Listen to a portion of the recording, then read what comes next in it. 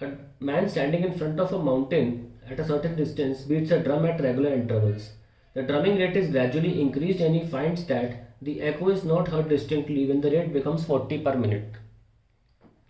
He then moves nearer to the mountain by 90 meters and finds that the echo is not heard when the drumming rate becomes 60 per minute. Calculate the distance between mountain and the initial position of the man. दूसरा part है the velocity of sound. Now see, suppose this man is standing here and the distance between man and mountain is, जो हमें निकालना है वो x है. Question कहता है, आप ऊपर देख सकते हैं कि जब ये 40 ड्रमिंग पर मिनट पे आता है तब जस्ट एको सुनाई देना बंद हो जाती है. इसका मतलब क्या हुआ? पहले देखते हैं फ्रीक्वेंसी कितनी है इसकी भाई. 60 सेकेंड में ये 40 ड्रमिंग कर सकता है, तो 1 सेकंड में कितनी करता है? 2/3 ड्रमिंग. ये फ्रीक्वेंसी. तो टाइम पीरियड क्या हुआ? टाइम पीरियड हुआ 3/2 सेकेंड्स. दैट मीन्स कि इसकी पहली ड्रम के बाद जो दूसरा ड्रम ये बजाता होगा ड्रम स्टिक से, उसमें जो फासला है, क्योंकि इस ड्रम को बजाते ही साउंड जाना शुरू हुआ और लौट भी गया. जब ये दूसरी ड्रम स्टिक से ड्रम बजाता है उसी टाइम ये लौट आता है साउंड वेव एट 40 की फ्रीक्वेंसी पर, मतलब 1 मिनट में 40 ड्रमिंग की फ्रीक्वेंसी पर. अभी यहाँ तो लिखा है कि just not able to hear या not able to hear the echo, मैं 39 पे कर रहा था, तो हम 40 ही लेके चलते हैं इसमें, ऐसे केसेस में. ठीक है, 40 को ही लिमिटिंग वैल्यू लेके चलते हैं. तो पहले केस में 3/2 इज द टाइम एक ड्रम से दूसरे ड्रम के. तो हम कह सकते हैं the interval between the drumming of first stick and second stick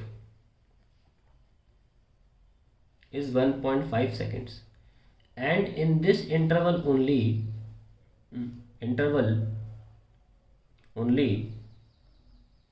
the sound moves to and fro,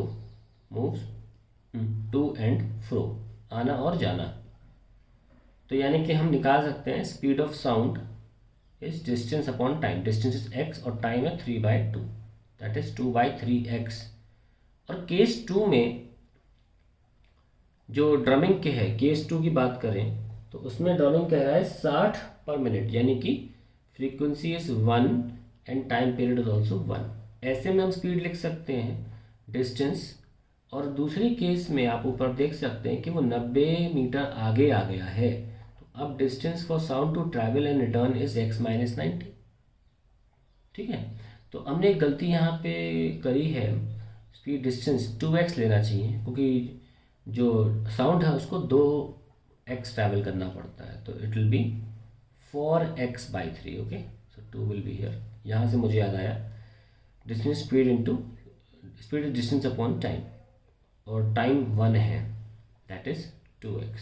ना इन दोनों केस में v तो सेम ही रहेगा, तो हम इक्वेट कर सकते हैं 2x should be equal to 4/3, sorry x - 90 लेना चाहिए. हाँ, अब ठीक है, दोनों केस में हमको ये v सेम रख देना चाहिए. So 2x - 180 is equals to 4/3x. So we get 2x - 4/3x is equals to 180. So 2x is equals to 540 and x is equals to 270 metre. सो हमारे पास जो इनिशियली डिस्टेंस आ गया वो 270 मीटर आ गया, और इसी में भी किसी भी इक्वेशन में रख के आप स्पीड निकाल सकते हैं. तो यहाँ पे आप निकाल सकते हैं 4/3 इंटू 270. सो आपका आंसर आ जाएगा 360 metre per second. That is the answer to the question.